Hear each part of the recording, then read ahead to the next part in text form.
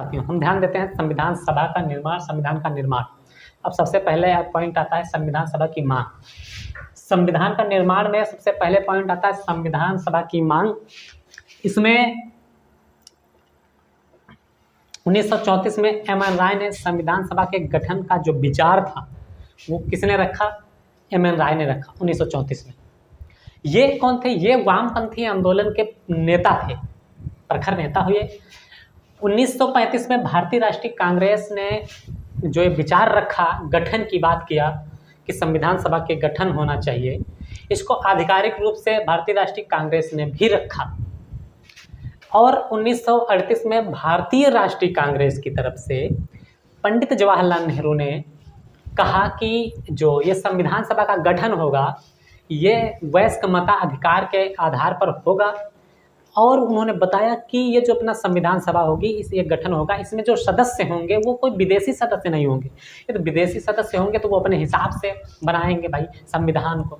इसलिए विदेशियों को मना किया इसमें कि विदेशी व्यक्ति कोई भी नहीं हस्तक्षेप करे इसमें, ठीक है।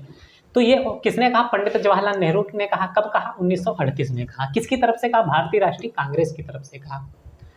अब बात आती है 1940 में, जब इन्होंने बताया था कि 1938 में बताया कि इसमें किसी का हस्तक्षेप ना होना चाहिए, अपने ही यहाँ के लोग होने चाहिए। तब इस बात को स्वीकार किया गया तो उसको अगस्त प्रस्ताव 1940 के रूप में जाना गया।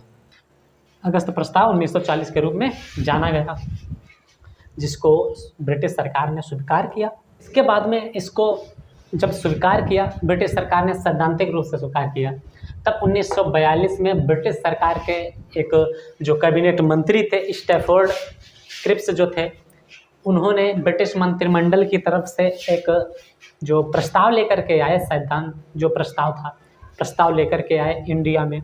तो उस प्रस्ताव को यानी कि उसको लागू किया जाना था।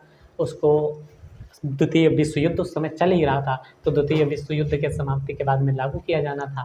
लेकिन उसी प्रस्ताव को मुस्लिम लीग ने उसका विरोध किया। जो मुस्लिम लीग थी उसने कहा कि दो संविधान सभाएं हों, भैया अपनी अपनी अलग अलग। तो इसको मुस्लिम लीग की इस मांग को ब्रिटिश सरकार ने सुना, देखा, लेकिन उसको एक्सेप्ट ना किया, उसको मना कर दिया, साफ साफ मना कर दिया। लेकिन उसने ध्यान रखा, जो मुस्लिम लीग की मांग थी उसको भी ध्यान में रखा, इंडिया को भी ध्यान में रखा, और उसने ऐसा प्रस्ताव तैयार किया कि उससे मुस्लिम लीग भी खुश हो गई, ठीक है। उसने स्वीकार कर लिया। दो संविधान सभाओं की जो मांग थी उसको नहीं स्वीकार किया ब्रिटिश सरकार ने, लेकिन ऐसा प्रस्ताव सामने लाया, ऐसा नियम लाया, जिसकी वजह से मुस्लिम लीग जो थी वो प्रसन्न हो गई। अब इसके बाद में हम ध्यान देते हैं संविधान सभा के गठन की।